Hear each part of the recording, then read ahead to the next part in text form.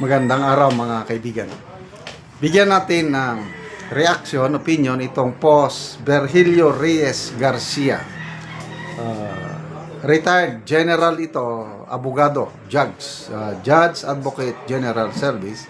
Kilala ko ito na nagkatrabaho kami bago ako nag-retire. Sabi niya, "Sir, with all due respect to you, you have lost the appearance of the cold neutrality of an impartial judge. Bago pa po tuluyang mawala ng tiwala ang taong bayan sa opisina ng ombudsman, dahil hindi kayo patas, magbitiw ka na po. Mahiya naman kayo. Boying resign now na. Kung wala kang kakasuhan at ipapakulong na kasing bilis ng mga hindi kaalyado ng Pangulo, magbitiw ka na lang, sir. Nagmumukha pong tirador ng Pangulo ang ombudsman. Tirador. Bastonero na pang ibang tawag yan. Executioner. Sinearch ko sa AI YouTube, AI Google, to be sure ba na talaga bang pahayag ito ni General Garcia? Is it true that retired Brigadier General Garcia called for the resignation of Ombudsman Remulla? Yun ang tanong. Ang sagot, yes, it is true. Retired General and Attorney Virgilio Garcia is speaking as the President of the United People's Initiative, publicly called for the resignation of Ombudsman Jesus Crispin Boying Remulla, Interior Secretary John Vic Remulla, and NBI Director Melvin Matibay. Garcia accused the officials of handling national issues in a manner that is abusive, unfair, and contrary to the Constitution. The call targeted the Remulla brothers and NBI leadership, whom the group claimed were responsible for the ongoing turmoil and undermining civil liberties. Before this call, Garcia had previously appeared before anti-corruption and legal offices, including filing complaints at the Office of the Ombudsman alongside other figures like former House Speaker Pantaleon Alvarez and lawyer Ferdinand Topacio regarding budget allocation issues. Isa si General Attorney Garcia sa napaka-aktibo nagsasalita tungkol sa mga katiwalian nangyayari sa ating bansa. At ako, very proud ako na nakatrabaho ko siya bago ako nag-retire. Isa siyang magaling na abogado. At ito na ngayon, nung kampanyahan pa nung 2022 presidential election na monitor ko, isa siya sa mga nangampanya na iboto ng taong bayan si candidate BBM. But then, katulad ko, nabudol tayong lahat dahil yung inaakala natin na Bongbong Marcos Jr. na mag-aahon sa bansa sa kahirapan, ito na, baliktad ng dahil sa maling prioridad ng administrasyong ito, dahil sa weak leadership ng Pangulo. Ito na, nagkakagulo ang bayan, lumalagapak ang ating ekonomiya. Yung utang ng ating bansa umabot na po ng 19 trillion pesos as of second quarter o middle of this year. At tinataya by the time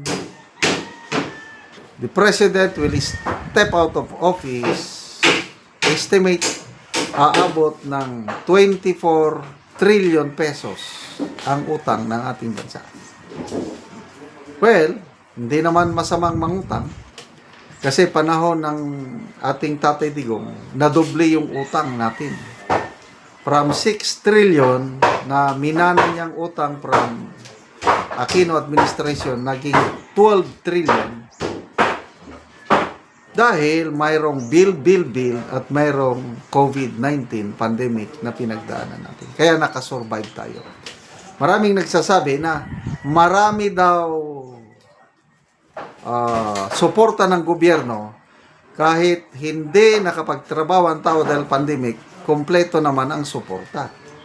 Kaya maraming nagpapasalamat at ang naging presidente natin panahon ng pandemic ay isang strong leader katulad ni Tatay Digong.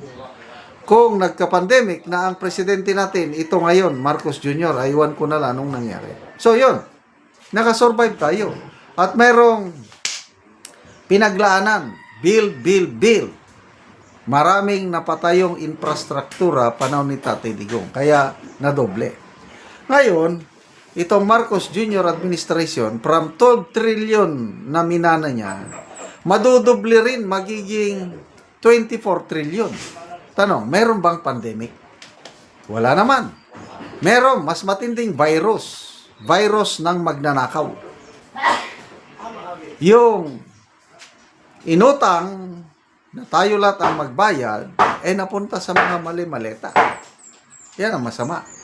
Tapos, yung build better more na pinagmamayabang nila ay halos wala tayong makita. Kaya, pati mismong Bocana Bridge, inaagaw na nila. 2 days ago, parang dumaan kami sa Bocana Bridge. Wow, ang gandang pagkagawa.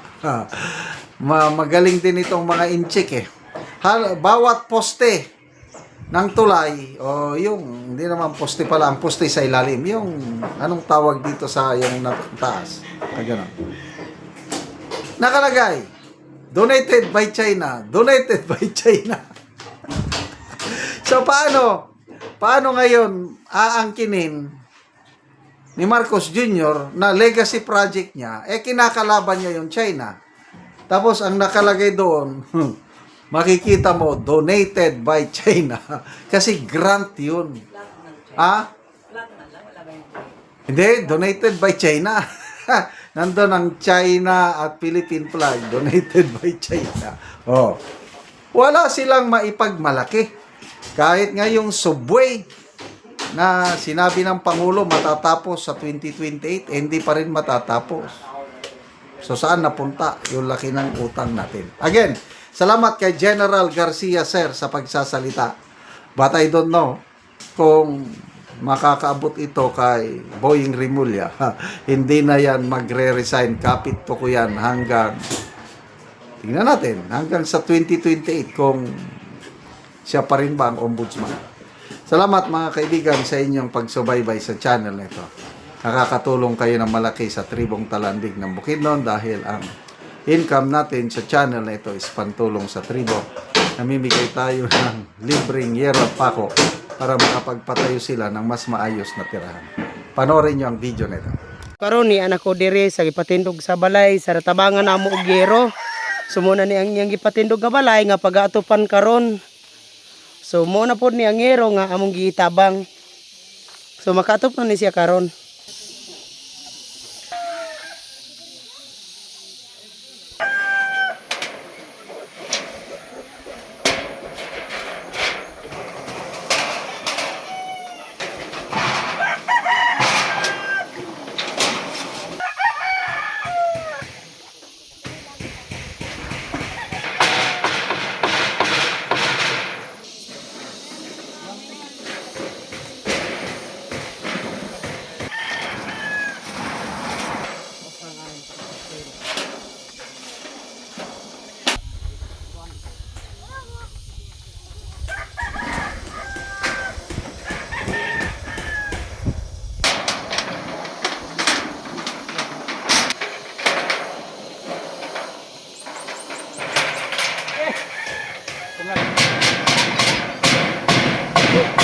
Og karon nakatop na gyud ang gitabangan sa yero. Makita gyud nato nga nindot na gyud nga tan-awon. Sa nagtabang sa mountain.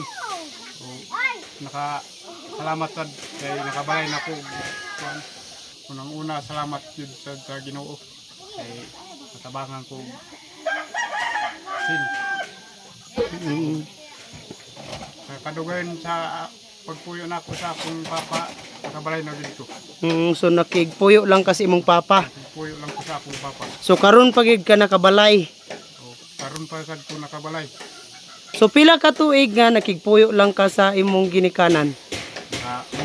Unom 6 ka tuig. So naa na kay anak karon. na anak. Pila ka buok imong anak? Duha. So 2. So bago pagid ka nakabalay. Wala pa ang tabang dito kabalay kay ang akong kwarta kuto bragid sa kaon. Oo. Maraming salamat. Tayo kumakain tabang sa amua. So salamat pud kaayo.